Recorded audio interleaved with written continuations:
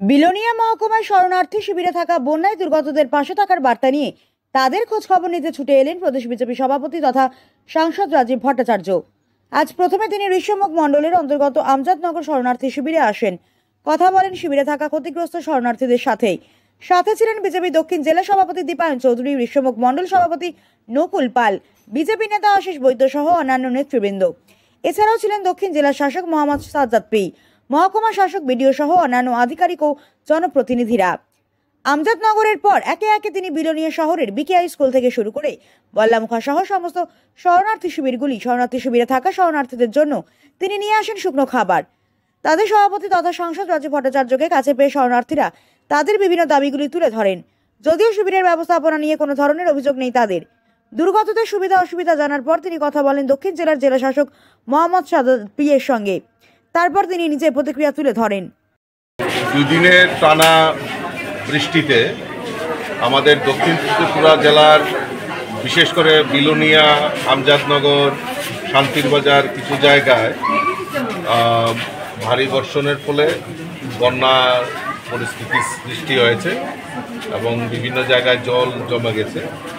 তো বিভিন্ন জায়গায় শেল্টার হাউসও করা হয়েছে। ডিএম অ্যাডমিনিস্ট্রেশন থেকে সতর্কবাণীও আমরা দেখতে পেয়েছি এবং খুব দ্রুততার সঙ্গে ওনারা এই শেল্টার হাউসগুলি করেছেন।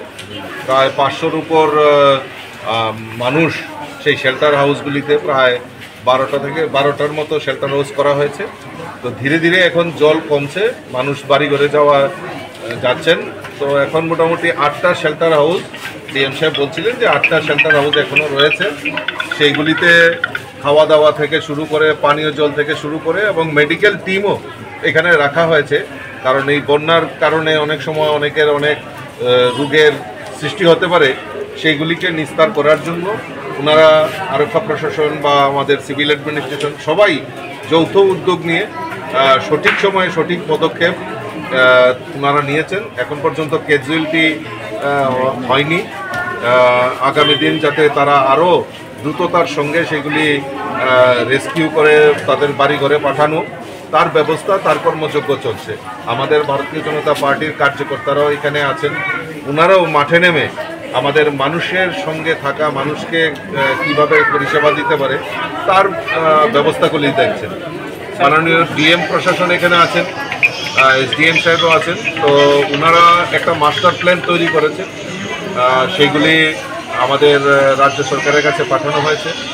মাননীয় মুখ্যমন্ত্রীও পজিটিভ, গতকালকে রাত্রেবেলাও কথা হয়েছে ওনার সঙ্গে এবং এই মাস্টার প্ল্যানে এবং আগামী দিন যাতে এই দ্রুত সমাধান করা যায় তার জন্য বিশেষ উদ্যোগ গ্রহণ করা হয়েছে। আমিও চেষ্টা করব যাতে আমাদের মাননীয় মুখ্যমন্ত্রীর সঙ্গে বার্তালাপ করে যাতে এইগুলি দ্রুততার সমাধান যাতে করা যায় তার জন্য আমরা চেষ্টা করি। ব্যুরো রিপোর্ট, হাল্লা বোল।